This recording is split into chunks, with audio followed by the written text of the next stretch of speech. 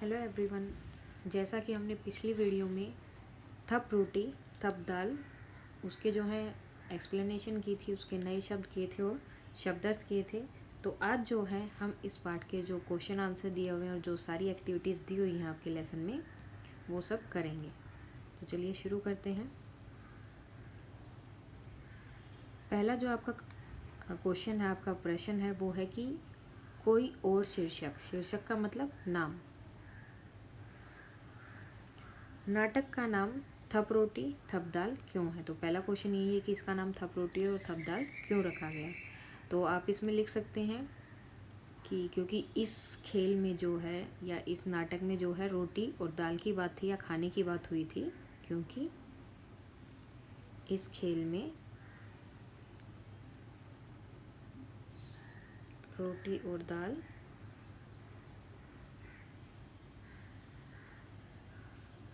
की बात थी,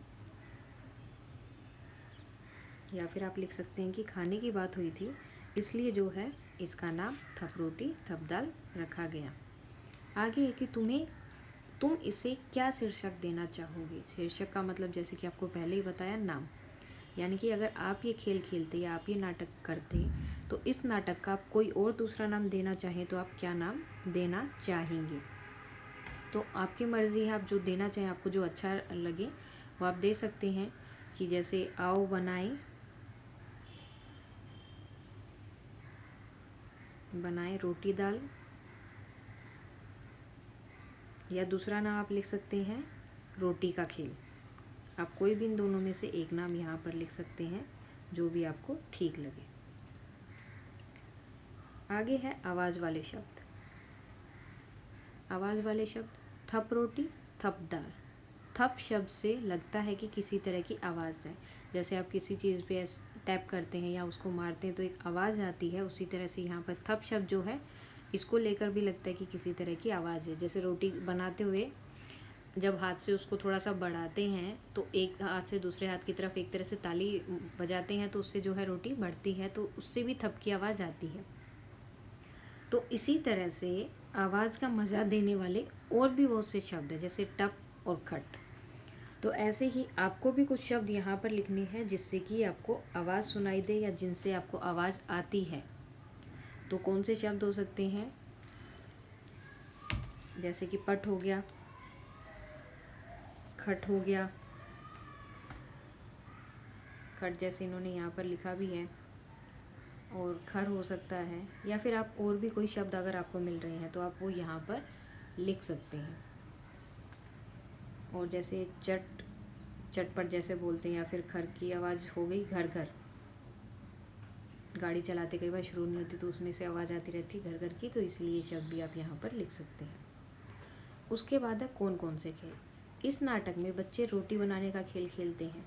तुम अपने साथियों के साथ कौन कौन से खेल खेलती हो, उनके नाम लिखो। अब आपको बताना है कि आप अपने दोस्तों के साथ कौन से खेल खेलती हैं। अब जो भी खेल आप खेलते हैं वो आप यहाँ पर लिख सकते हैं। जैसे कि खो खो का हो सकता है,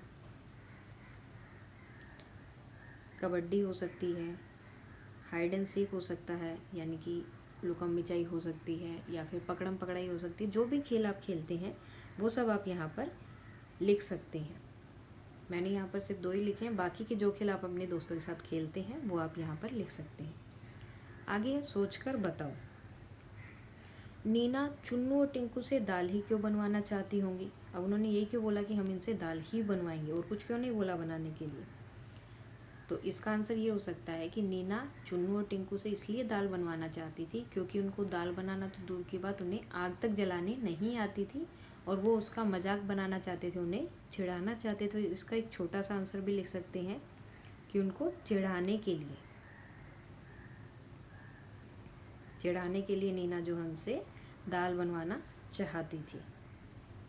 आगे है बच्चों ने खाने पीने की चीज़ें छीके में क्यों रखी। अब छीका क्या होता है, पहले जो है फ्रिज वगैरह नहीं होता था तो उसके लिए उन चीज़ों को थोड़ा सा मतलब कोई जानवर ना आ जाए, बिल्ली ना गिरा दे, या बच्चे छोटे होते वो ना गिरा दे, तो इसके लिए क्या होता था, पहले जो है एक टोकरी होती थी या फिर कोई भी चीज़ होती थी, उसको जो है ऊपर टांग दिया जाता था छत के साथ बांध के, और उसके अंदर सारा सामान रख देते थे ताकि कोई भी बिल्ली या बच्चे उस सामान को न गिरा दे।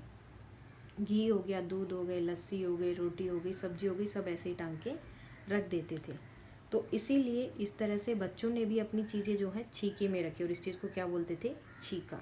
तो इन बच्चों ने भी अपनी चीज़ें छीके में ही रखी थी। और क्यों रखी थी, ताकि कोई भी बिल्ली आकर उसे न बिखरा दे, फैला ना दे। या फिर आप सिर्फ लिख सकते हो कि बिल्ली से बचाने के लिए।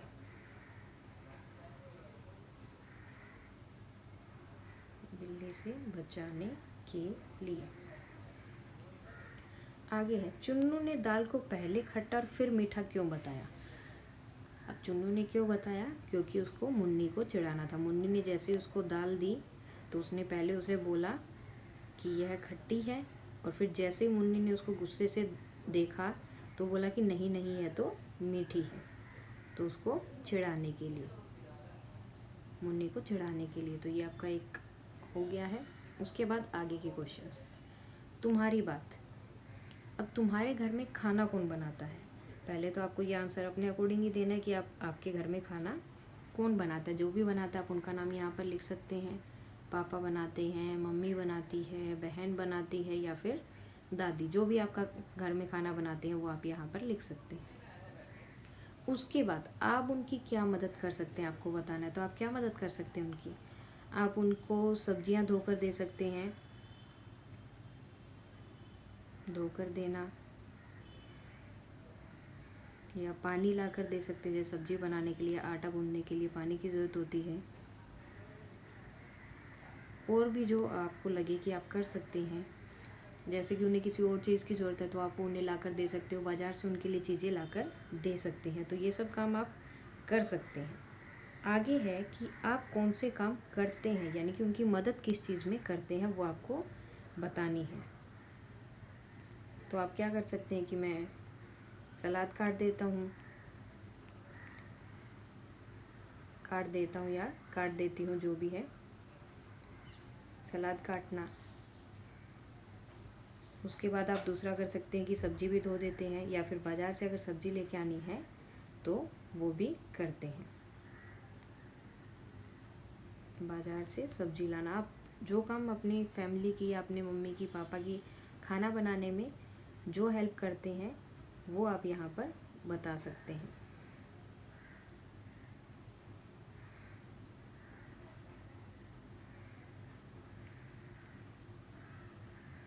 तो हमारा ये भी हो गया। उसके बाद आगे है कि तुम क्या बनाते। इन बच्चों की जगह तुम होती तो खाने के लिए कौन से 3 पकवान बनाती।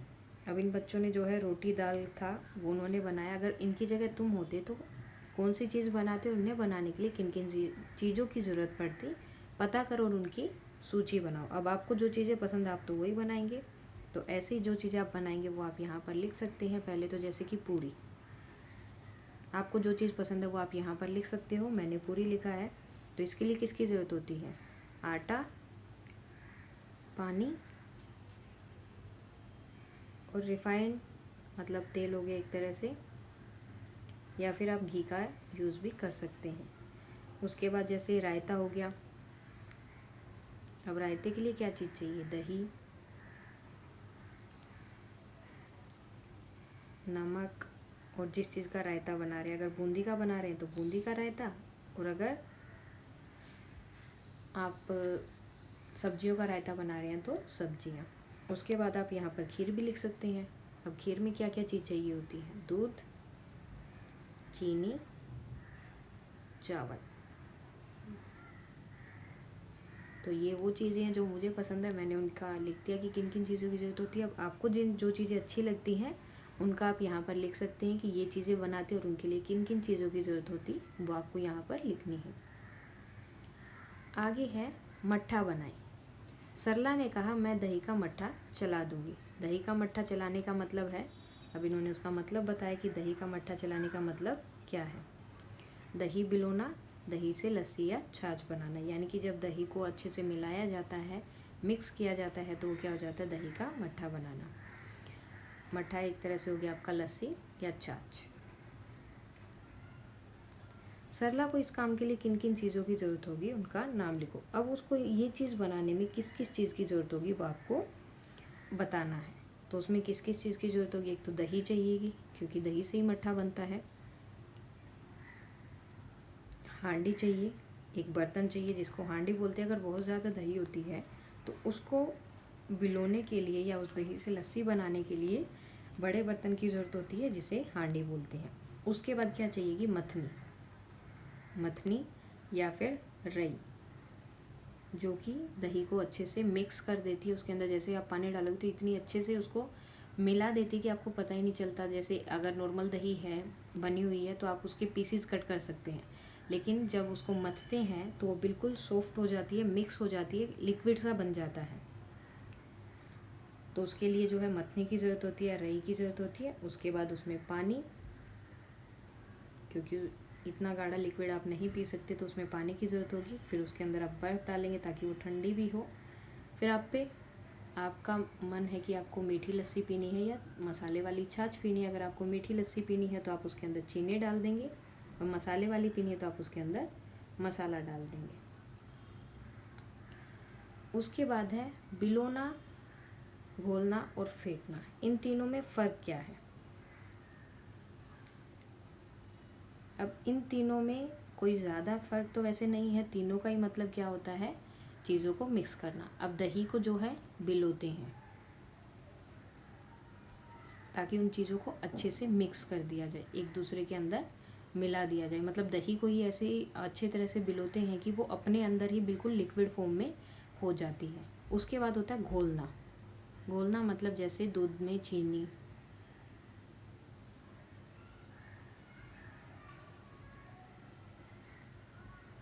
दूध में जैसे आपने चीनी घोली या पानी में चीनी घोली तो वो सब क्या हो जाता है? घोलना। उसके बाद आता है फेंटना। अब फेंटना क्या होता है?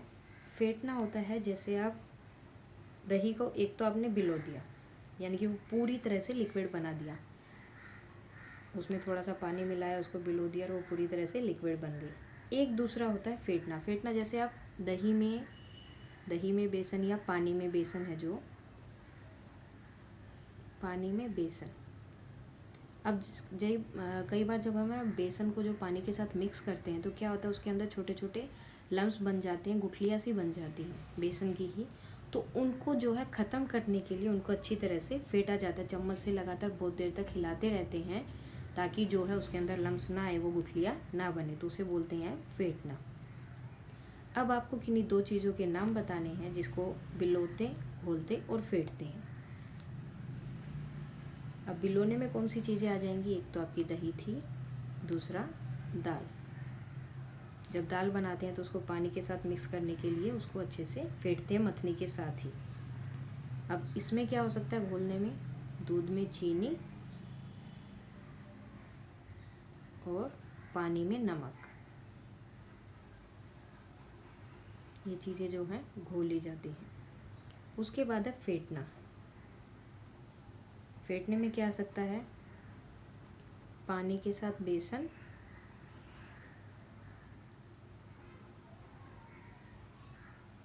और पानी के साथ आटा भी लगा सकते हैं। अगर उसका बिल्कुल लिक्विड बनाना हो तो उसके लिए आपको पानी के साथ आटा ही बनाना होता है। जब मालपुए बनाने होते हैं तो पानी को जो है, मतलब आटे को जो है बिल्कुल लिक्विड फॉर्म में करना होता है, तो उसके लिए फेंटना पड़ता है ताकि उसके अंदर भी लम्स ना पड़े। अब सरला ने रही से मट्ठा भिगोया, यानी कि उसने रई के साथ जो है मट्ठा भिगोया था, छाछ बनाई थी। रई को मथनी भी कहते हैं। अब इसको और क्या बोलते हैं? मथनी। रसोई के दूसरे बर्तन को तुम्हारे घर की भाषा में क्या कहते हैं? कक्षा में इस पर बातचीत करो और एक सूची बनाओ। अब जो है आपको अपने जो भी रसोई में बर्तन हैं वो लेने हैं और उन सब के नाम यहाँ पर लिखने हैं, और बाद में अपने फ्रेंड्स के साथ, अपने दोस्तों के साथ जो है उनको मतलब बातें करनी है कि उनके घर में भी उस चीज़ को सेम बोला जाता है या नहीं। जैसे कटोरी हो गया, गिलास हो गया, आपके घर में जो जो बर्तन है वो आपको लिखने हैं, और फिर आपको अपने दोस्तों के साथ पूछना है कि तुम्हारे घर में इस चीज़ को क्या बोला जाता है। अगर वो सेम है तो ठीक है, अगर नहीं है तो आपको फिर अपना नाम बताना है, जो उन्होंने उस चीज़ का नाम रखा है वो आप उसके साइड में लिख सकते हैं। ये जो है बर्तन जो रसोई में मिलते हैं वो मैंने यहाँ पर लिख दिए हैं। आप चाहें तो इनके अलावा जो आपके रसोई में बर्तन है वो आप यहाँ पर लिख सकते हैं। उसके बाद आगे है, आओ तुकबंदी करें। नाटक में बच्चों ने अपनी बात को कई बार कविता की तरह कहा है, जैसे टिंकू ने पकाई बढ़िया, चुन्नू ने पकाई दाल, टिंकू की बढ़िया जल गई, चुन्नू का बुरा हाल। अब यहाँ पर देखो तुकबंदी क्या है, जैसे दाल हाल, बढ़िया गई, ठीक है।